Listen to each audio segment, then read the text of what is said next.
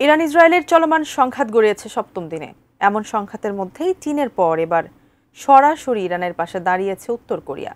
শুধু পাশেই দাঁড়ায়নি পিয়ংইয়ং, সেই সঙ্গে ইসরায়েলকে মধ্যপ্রাচ্যের ক্যান্সার বলে আখ্যায়িত করেছে কিম জং উনের দেশটি। এমন উত্তেজনার মধ্যেই বেশ কয়েকটি ক্ষেপণাস্ত্র ছুঁড়েছে উত্তর কোরিয়া। এদিকে বসে নেই তুরস্ক। ইসরায়েলের আগ্রাসনের জবাবে সর্বাত্মক যুদ্ধের প্রস্তুতি নিচ্ছে এরদোয়ানের দেশটি। আরও জানাচ্ছেন শেখ ফরিদ। ইরান ইসরায়েলের চলমান উত্তেজনার মধ্যেই বেশ কয়েকটি ক্ষেপণাস্ত্র ছুড়েছে উত্তর কোরিয়া। 19 জুন এক প্রতিবেদনে এমন তথ্য জানিয়েছে বার্তা সংস্থা রয়টার্স। এছাড়া পারমাণবিক শক্তিধর দেশটি এই মিসাইল ছুড়েছে বলে জানিয়েছে দক্ষিণ কোরিয়া। রয়টার্স জানায়, রাজধানী পিয়ংইয়ংয়ের কাছে সুনান থেকে উত্তর পশ্চিম দিক থেকে 10টিরও বেশি মাল্টি লঞ্চার মিসাইল ছুড়েছে উত্তর কোরিয়া। দেশটি যেসব মাল্টি লঞ্চার মিসাইল নিক্ষেপ করেছে সেগুলো স্বল্প পাল্লার ব্যালিস্টিক মিসাইল হিসেবে বিবেচনা করে দক্ষিণ কোরিয়া।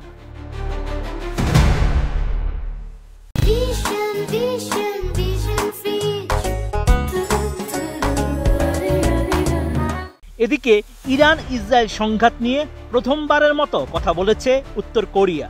এক বিবৃতিতে উত্তর কোরিয়ার পররাষ্ট্র মন্ত্রণালয় জানায়, বিশ্ব আজ যে গুরুতর পরিস্থিতির মধ্যে দিয়ে যাচ্ছে তা স্পষ্ট করে যুক্তরাষ্ট্র সহ পশ্চিমা দেশগুলোর পৃষ্ঠপোষকতায় ইসরায়েল মধ্যপ্রাচ্যের জন্য ক্যান্সারের মতো এক সত্তা এবং বৈশ্বিক শান্তি ও নিরাপত্তার প্রধান হুমকি।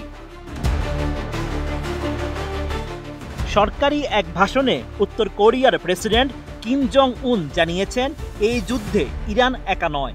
উত্তর কোরিয়ার বাহিনীকে যুদ্ধ প্রস্তুতির সর্বোচ্চ স্তরে নিয়ে আসা হয়েছে। পিয়ংইয়ং কঠিন সময়ে তাদের মিত্রদের ত্যাগ করে না। ইরানকে সম্পূর্ণরূপে সমর্থন করে উত্তর কোরিয়া। মার্কিন সামরিক আগ্রাসন এবং চাপনীতি পিয়ংইয়ংয়ের জানা। উত্তর কোরিয়া তাদের বন্ধুদের পাশে দাঁড়িয়ে আছে। অন্যদিকে ইরান ও ইসরায়েলের সংঘাতের মধ্যে সম্ভাব্য যুদ্ধ পরিস্থিতির জন্য প্রস্তুতি নিচ্ছে তুরস্ক। এছাড়া ইরানের সঙ্গে সীমান্তের নিরাপত্তাও বাড়িয়েছে এরদোয়ানের দেশটি। এমন তথ্য জানিয়েছে তুরস্কের প্রতিরক্ষা মন্ত্রণালয়।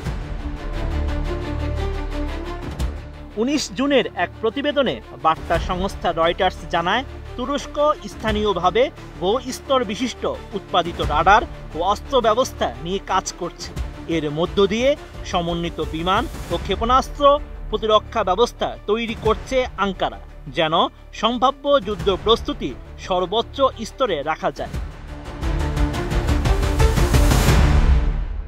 গত 13 জুন ইরানে যখন ইসরায়েল আক্রমণ শুরু করে, তখন তুরস্কের দ্রুত প্রতিক্রিয়াশীল বিমানগুলো আকাশে টহল দিয়েছিল। কারণ যদি ইসরায়েলি যুদ্ধবিমান আকাশসীমা লঙ্ঘন করে, সঙ্গে সঙ্গেই যেন জবাব দেওয়া যায়। Sheikh Farid, ATN news.